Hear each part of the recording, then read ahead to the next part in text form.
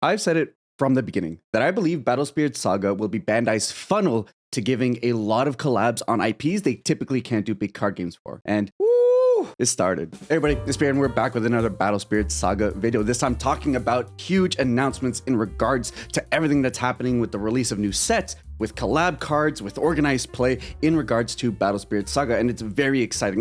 The info's been circulating for a little bit, a few days now, but obviously trying to play it safe, not wanting to spread around anything that hasn't been confirmed. But huge shout outs to Scott, who's been able to kind of throw all that content together and giving us hopefully the okay to talk about it. I don't know at this point.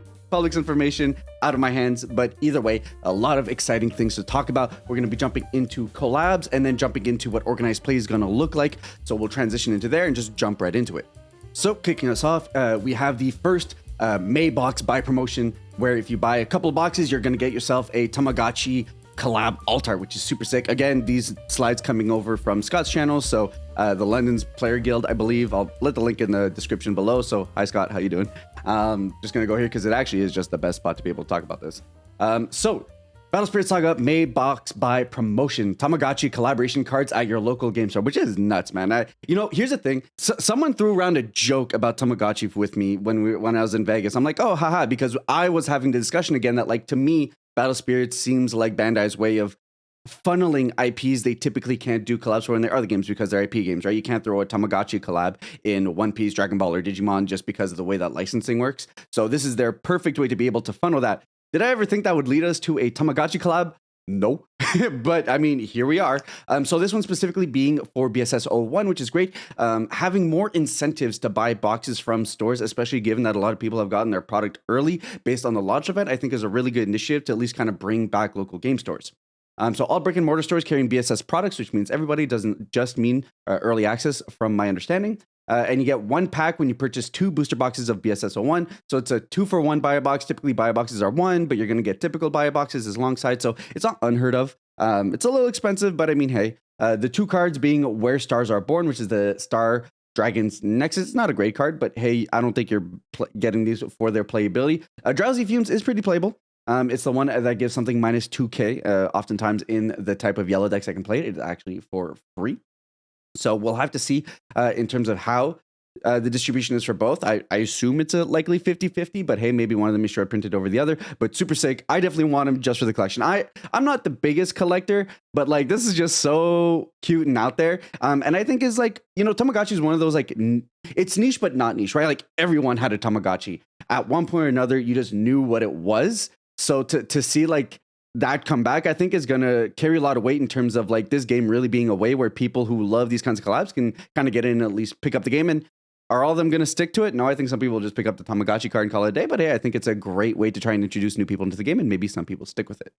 Moving on from that, we have the ProZD collab cards. So if you guys haven't known, ProZD has done a lot of like sponsored content for Battlespirit Saga, and it seems that that's going to continue forward with his own collab cards, which is super exciting. Buffalong Bill is a sick alt art. That is by far probably the best version of the card. I think he just has his regular printing and then foil. This is definitely the version you want to get. And if you guys haven't checked it out, which I don't know how you haven't, but definitely go check it out. He's done skits about card games in general, and he's used Buffalong Bill, and it had me dying when I watched the video. So not only is he going to have an alt art, which you can actually properly play with, but he also has his own collab card, a King Dragon 6 cost, 3 red reductions, King of the Land.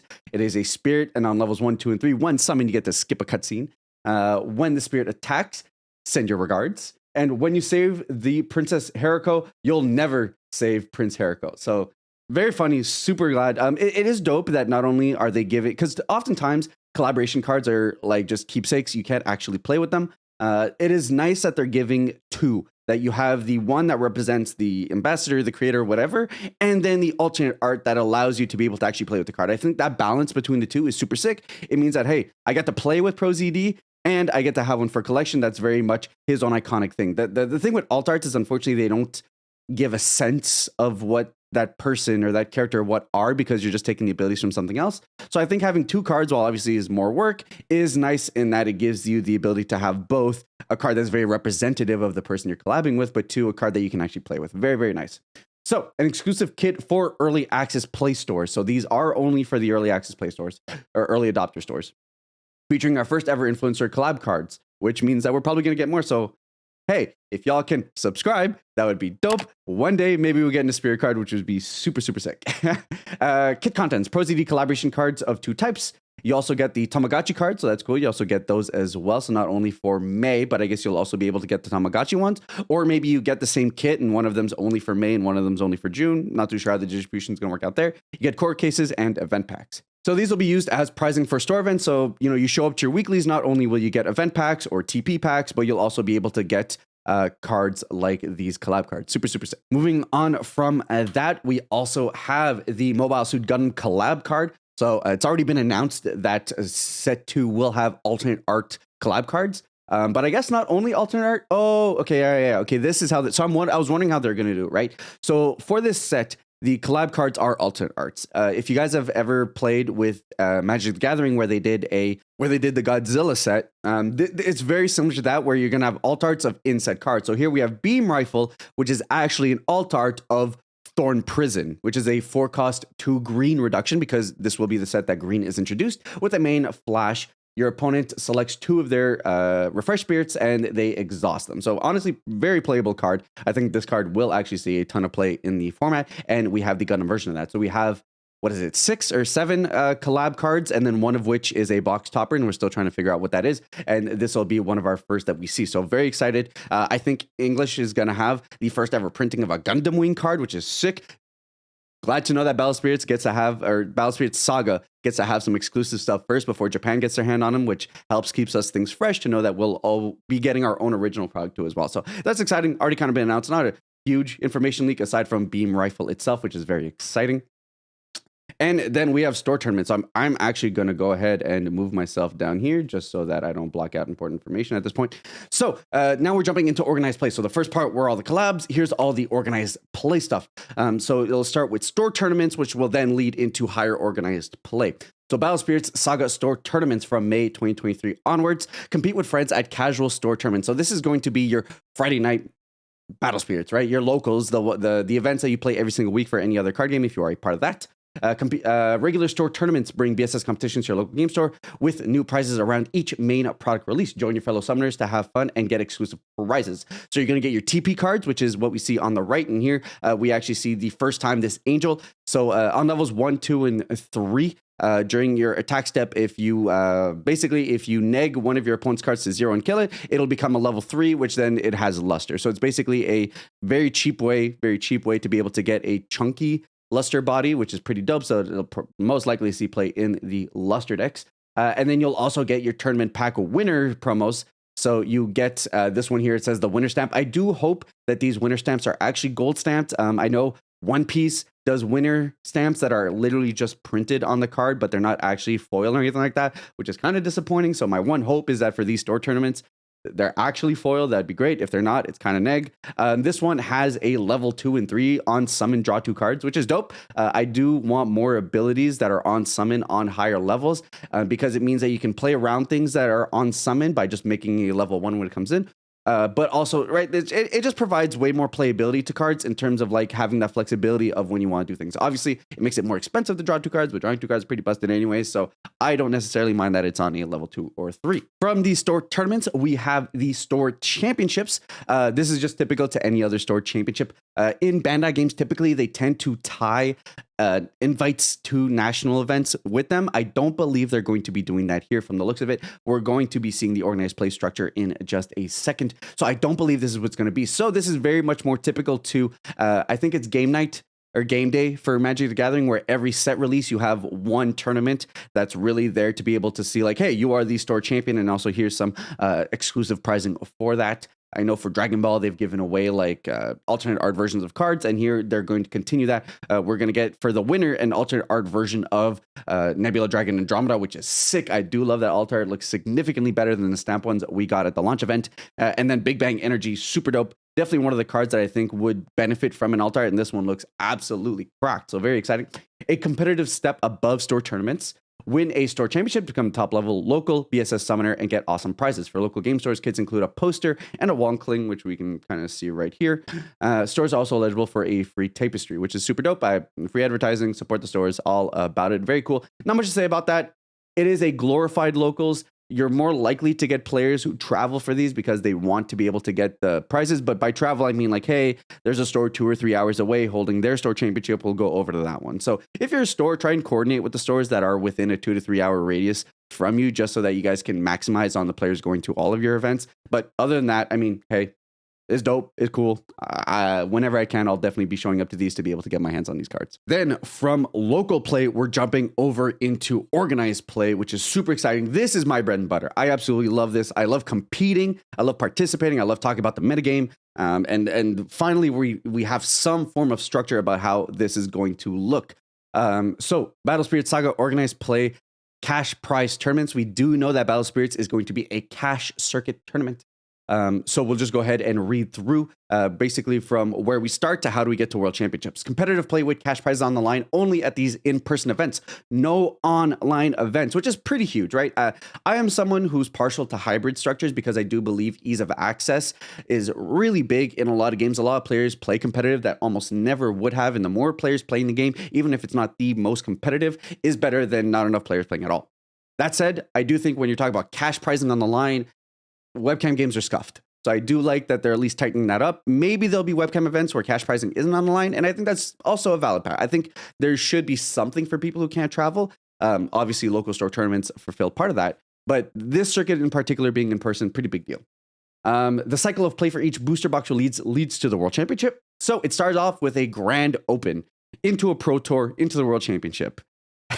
Which is kind of funny that it's basically like MTG's naming convention, the Grand Prix into the Pro Tour, into the world. Anyways, which for what it's worth, in MTG, the Pro Tour never really led into the World Championship. But anyways, I mean, it kind of did. But anyhow, so for the Grand Opens, these are ones that anyone can play in. They are going to be a total cash prizing of $435,000, 18 events across the world from between May and December. So this season will go out through this year, which is great. I think a lot of people weren't too sure on the speculation of whether it's going to drag into next year. From the looks of it, no. This whole competitive season, even though it's starting a little bit late, there's still going to be 18 events across the entirety of the year, which is huge. And if you manage to top 32 one of these tournaments, so you have 18 opportunities across the world, we'll see, to be able to top 32, that'll feed into the Pro Tour. The Pro Tour has a total cash prize pool of $300,000.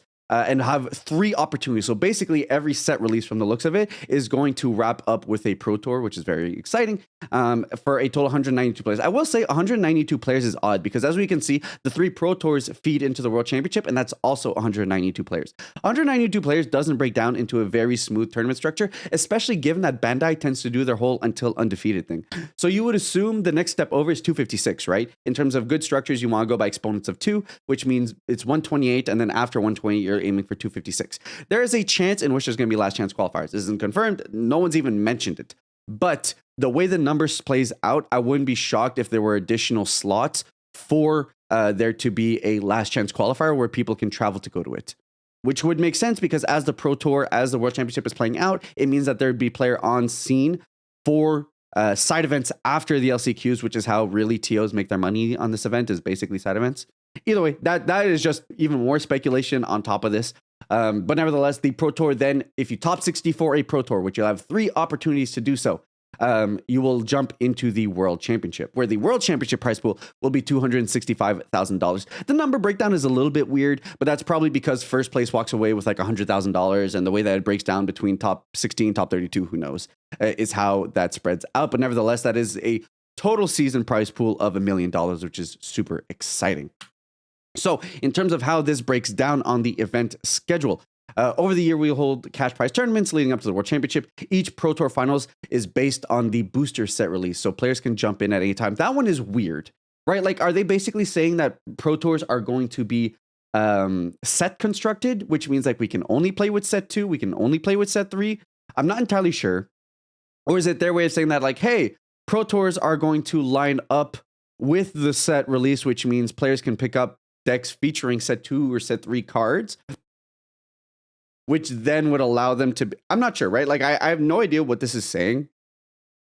Is it saying that Pro Tours are limited play, which I hate that, but like, maybe, I don't know. I'm not entirely sure what this means. Again, these were shared around without too much detail, so we'll figure out when these are actually fully properly announced. I'm sure that's going to come very shortly. But if we take a look at the calendar, April is the release of BSS 01, which we already know. From the looks of it, the set releases continue forth. In July, there's going to be the set 2, in October, set 3, and then after the World Championship, we'll be getting set 4. So very exciting to see that at least this year, we'll be getting 3 set releases. Presumably, if this cadence continues into next year, we'll be getting 4 set releases a year. Store tournaments happen on, that doesn't really impact anything. Store championships happen, that doesn't really impact anything. Like I was saying, we're going to get one for every set release, kind of makes sense. Then we jump into the Grand Open. So for 2 months, there are going to be 6 Grand Opens, which is very exciting, 2 of which are going to be in North America, 2 in the EU, and then 1 in Oceania, and then 1 in Latin America. And then all 6 of these events will feed into the Season 1 BSS 01, whatever you want to call it, Pro Tour. No idea where this is. NA could be anywhere. In terms of the Pro Tours, we are getting 2 in NA and 1 in EU. So RIP Oceania, RIP Latin America. I think this mostly is, has to do with player numbers. Obviously, EU and NA do have the largest player bases, which kind of makes sense. You want attendance to be maxed out as possible. Hopefully in the future, games grow enough in other regions in which they can also get featured there as well. But I will say that them getting Grand Opens is a pretty big deal. And I myself will be looking to travel to other regions to be able to play whenever my schedule allows for it. So that's going to be very exciting. So again, we have the BSS 01 season, which will be happening through May and June, feeding into July. I will say the only thing that sucks is that, like, since July is the only thing happening is the Pro Tour, it means that there's nothing really to kind of play for after or before that, or for a more casual player, you're just kind of sitting by. So here's to hoping in terms of their marketing, in terms of video production, whatever, they keep things exciting for that month. But it'll also be the release of the set, so players will be able to just play with new stuff. So, the calendar really does flow into each other so that there's always something to do. August and September will then be BSS 02 competitive season, feeding into the EU Pro Tour. No details as to where that is. And then November and December, after the release of Set 3, will be the BSS 03 season, feeding into another NA Pro Tour. And then all of those, again, top 64 from each Pro Tour, will feed into the World Championship, which is very exciting. Not a ton of details as to what any of the structure of those tournaments are going to look like, what the pricing for those tournaments are going to look like, just kind of the brief overhaul. But this looks like a very exciting calendar to keep us extremely busy. It means that every month, if you're looking to travel and they don't end up on the same weekend, you can pretty much spend your entire year just playing Battle Spirits, which, like, if all things pan out and I'm successful enough in enough of these to make it self-sufficient, I would love to be able to spend a ton of my time right now playing the game, which is very exciting. But that's basically what we have for now. Like I was saying, we've got the organized play season running there. We've got the in-store events. We've got the collab cards, which look super, super sick. So in general, I'm very excited to see the future of Battle Spirit Saga.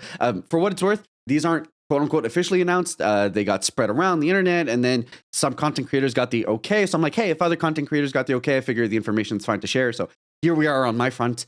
But nevertheless, a lot of exciting stuff. I'm looking forward for them to announce it, because odds are when they announce it, it'll probably be tightened up. We'll have more information. We'll have locations for events, right? We know that there are events coming in May. So having the ability to know where that is so I can travel plan my flight, make sure I don't have to pay $1 million. The tighter the dates get, the more and more expensive it is to travel these events. So hopefully that all pans out. But either way, very exciting, very thrilling.